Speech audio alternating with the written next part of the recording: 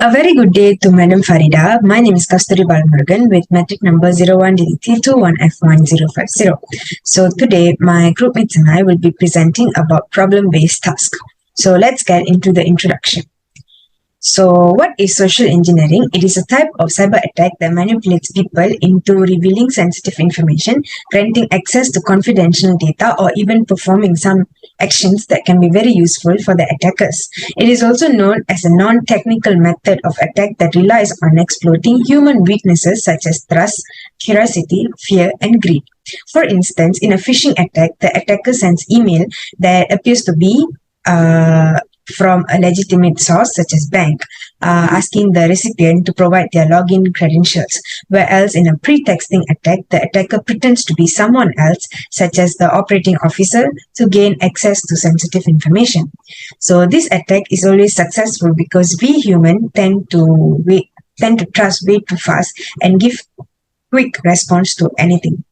Hello everyone, it's me THILASINI and my registration number is 01DDT21F1057. First question is identify the type of social engineering attack and how it will happen. Okay, the social engineering attack is phishing. Phishing is actually a voice phishing. It is a social engineering attack that is used by attackers to scam people over the phone of their personal and financial data. In order to appear legit, such as from a bank, credit card firm, or other trustworthy source, the technique entails creating fake caller ID information. The attacker might use a variety of methods in order to gain the victim's trust and get sensitive information from them. The attacker could even make use of previously collected personal information, such as the victim's name, address, or other identifying characteristics. If successful, the attacker could use the information they have gained to get involved in any fraud or identity theft. The caller information seen on the victim's phone can be changed by the attacker to make it seem as though the call is coming from a trusted source. We can't even trust the Truecaller application. Attacker can also make changes in that application also. Okay. The second question is how to detect the attack. Okay, first, I'm going to explain about how to detect the attack. First, the demanding tone. Okay, determine whether the caller's tone conveys a sense of extreme urgency. Scammers attempt to use fear and panic to press victims into agreeing. Scammers may speak in a forceful voice to intimidate their prey and give them the feeling that they have no choice but to comply or adjust with their demands.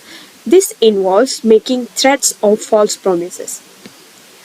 Next way to detect the attack is confidential information requests. When a caller requests information from you such as your name, date of birth, address, credit card information, credit card numbers, or social security number, this is known as a phishing scam. A legit source won't ask for our information to ourselves. They will collect our information first, but will not ask the information to us themselves.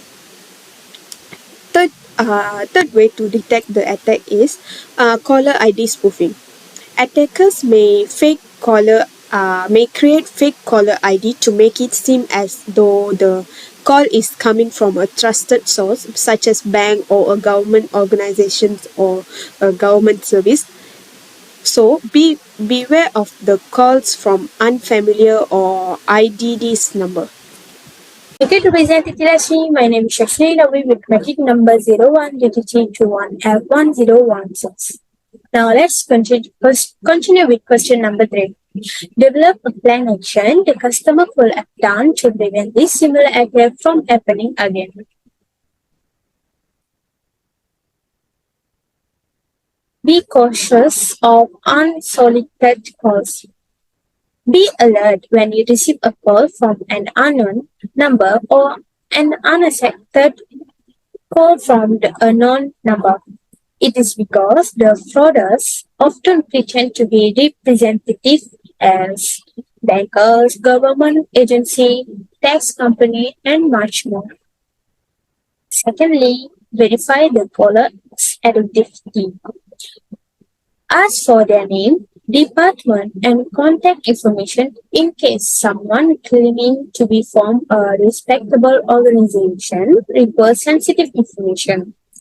After that, end the conversation and call the company's main line to confirm the caller's identification as soon as possible.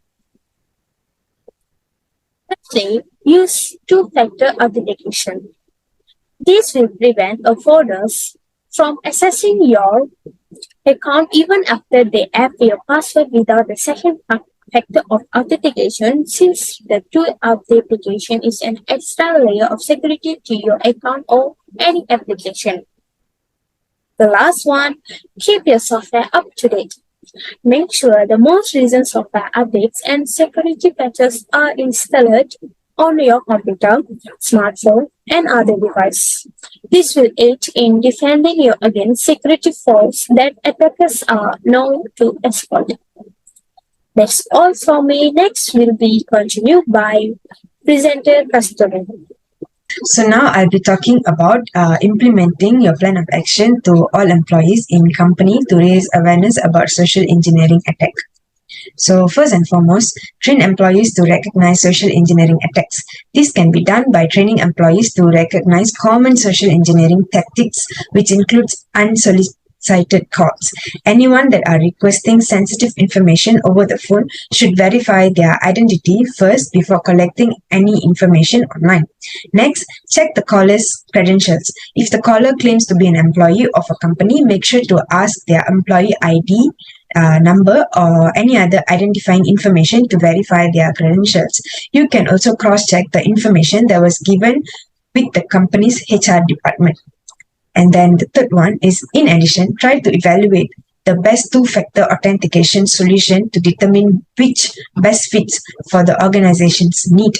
The popular option includes SMS codes, authenticator apps, hardware tokens, and also biometric authentication like your face recognition. Last but not least, provide training for employee on the importance of keeping their software up to date.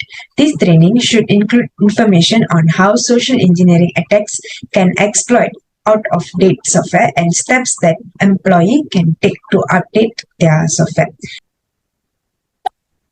I have it at conclusion. Conclusion of this PPT is phishing attacks are becoming more common as people tend to rely more on their mobile phones and phone-based communication. It can be highly effective because they are often unexpected and can be difficult to detect.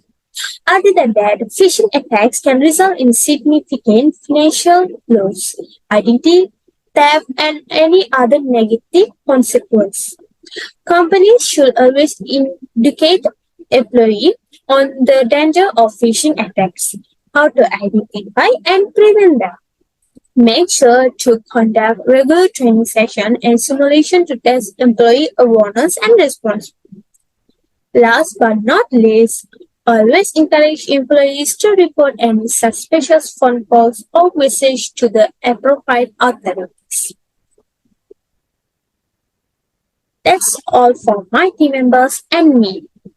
Thank you.